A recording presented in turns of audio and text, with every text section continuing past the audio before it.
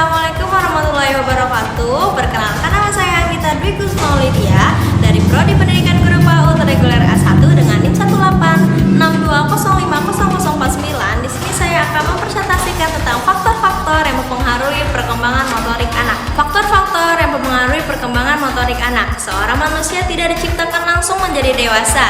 Ia mengalami berbagai proses pertumbuhan dan perkembangan yang dialaminya. Sejak masa dikonsepsi hingga masa kelahiran dilanjutkan. Perkembangan pada masa bayi, anak-anak, remaja, dan dewasa, perkembangan fisik ditandai dengan perubahan ukuran organ fisik secara eksternal dan internal. Perkembangan secara eksternal meliputi tangan, kaki, dan badan yang semakin membesar, melebar, memanjang, atau semakin tinggi. Sedangkan perkembangan secara internal ditandai dengan makin matangnya sistem syaraf dan jaringan sel-sel yang makin kompleks, sehingga mampu meningkatkan kapasitas fungsi hormon kelenjar maupun keterampilan motorik. Menggarisbawahi tentang keterampilan motorik, yang mana perkembangan psikomotorik merupakan modal dasar bagi kegiatan-kegiatan yang akan dilakukan oleh seorang bayi, yakni adanya perubahan dari gerakan-gerakan refleks, terutama refleks sementara, perubahan menjadi gerakan motorik yang disadari. Gerakan motorik terdiri dari gerakan motorik halus maupun motorik kasar, keduanya sebagai modal bagi kegiatan bayi di masa yang akan datang. Di samping itu terdapat faktor-faktor atau syarat-syarat yang mempengaruhi perkembangan motorik anak yang meliputi 6 persyaratan perkembangan usia mencapai kematangan organ-organ fisik. Kontrol kepala, kontrol tangan, kontrol kaki, dan lokomosi. Adapun penjelasan tentang persyaratan yang mempengaruhi perkembangan motorik anak sebagai berikut. Yang pertama, ada perkembangan usia. Usia mempengaruhi individu untuk melakukan suatu aktivitas, karena dengan pertambahan usia berarti menunjukkan tercapai kematangan organ-organ fisik. Kemudian ditopang pula oleh berfungsinya sistem syaraf pusat yang berkoordinasikan organ-organ tubuh sehingga seseorang dapat melakukan aktivitas motorik kasar dan motorik halus. Yang kedua, tercapainya kematangan organ-organ fisiologis. Kematangan organ-organ fisik ditandai dengan tercapainya jaringan otot yang makin kompleks, kuat, dan bekerja secara teratur pada masa pertumbuhan bayi maupun anak. Kematangan fisiologis ini dipengaruhi oleh faktor usia, nutrisi, dan kesehatan individu. Makin tinggi usia seseorang, makin matang organ-organ fisiologinya. Namun kematangan ini tak lepas dari faktor-faktor nutrisi yang dikonsumsi setiap harinya. Nutrisi yang baik yaitu makan makanan yang mengandung gizi, vitamin, protein akan menjamin kesehatan seseorang. Bayi maupun anak yang memiliki kondisi sehat cenderung memiliki kematangan fisiologisnya dibandingkan dengan bayi atau anak yang sering terkena penyakit. Yang ketiga, kontrol kepala. Pada usia 1-5, bayi masih sering tertidur dengan posisi kepala berbaring di atas tempat tidur. Ia belum mampu untuk mengkurap karena kontrol untuk mengangkat kepala belum dapat dilakukan dengan baik.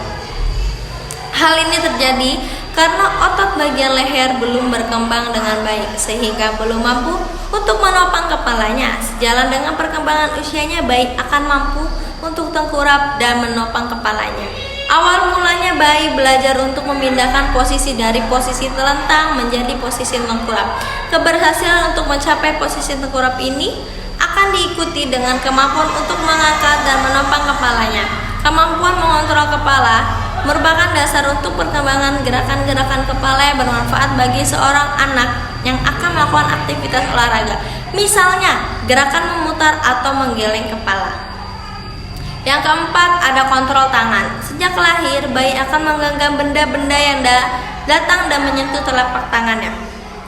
Awal mulanya bayi tidak mampu untuk memegang dan menggenggam suatu benda dengan baik, tetapi dengan pengaruh perkembangan usia dan kematangan otot-otot bayi akan mampu dengan sendirinya untuk melakukan tugas menggenggam atau mengepal suatu benda secara kuat. Refleks ini merupakan dasar timbulnya gerakan-gerakan motorik halus, seperti menggenggam, menulis, menggambar, atau menggunting. Kemampuan melakukan koordinasi otot-otot tangan yang bermanfaat untuk keterampilan tangan dinamakan kemampuan kontrol tangan. Yang kelima, ada kontrol kaki. Kemampuan mengontrol kaki diatur oleh sistem syaraf pusat, namun bagi diri seorang bayi, kaki bergerak karena ada suatu benda yang mungkin menyentuhnya atau digerakkan oleh ibunya. Hal ini bukan berarti si bayi cenderung pasif atau hanya bergerak kalau ada rangsangan dari luar darinya. Bayi dapat menggerakkan kaki sendiri sebagai respons atau refleks rasa senang atau kehadiran seorang yang memiliki kedekatan emosional. Jadi kakinya memang belum cukup kuat untuk berjalan. Sebagaimana halnya kaki merupakan organ penting untuk melakukan kegiatan motorik kasar seperti berjalan, melompat, berlari. Namun untuk melakukannya perlu persiapan dan kematangan fisik. Tentu hal ini sesuai dengan perkembangan usianya. Makin tinggi usianya, misalkan usia 1,5 sampai 2 tahun, maka bayi atau anak akan dapat melakukan kegiatan-kegiatan seperti merangkak, berjalan, berlari, dan sebagainya. Dengan kemampuan ini, kontrol kaki berfungsi secara sempurna. Yang keenam adalah lokomosi. Lokomosi ialah kemampuan untuk bergerak atau berpindah dari satu tempat ke tempat yang lain. Kemampuan ini berkembang sejalan dengan bertambahnya usia dan tercapainya kematangan organ-organ fisik, serta berfungsinya sistem syaraf pusat. Dengan demikian, kemampuan bergerak atau berpindah sangat dipengaruhi oleh faktor internal yang bersifat fisiologis. Secara implisit, kemampuan lokomosi sudah ada bersamaan dengan timbulnya gerakan-gerakan refleks seperti refleks penempatan, prancing, refleks berjalan, berenang. Namun kemampuan refleks ini cenderung tidak terkontrol oleh sistem syaraf sehingga dapat dikatakan bahwa refleks merupakan sebagai tanda perkembangan awal dari lokomosi. Hal ini kemudian berkembang secara bertahap sampai benar-benar capai kemampuan lokomosi. Di antara tahapan itu, misalkan sejak bayi mampu mencapai posisi tengkurap, maka muncullah perilaku-perilaku sebagai tanda-tanda perkembangan kemampuan lokomosi yang makin baik dan sempurna dari posisi tengkurap. Berarti bayi akan sudah mampu untuk mengangkat kepala, meningkatkan menjadi kemampuan untuk mengangkat badan, merangkak, belajar berjalan, berlari, dan melompat. Sekian yang dapat saya presentasikan. Kurang lebihnya mohon maaf. Wabillahi taufiq wal hidayah. Wassalamualaikum warahmatullahi wabarakatuh.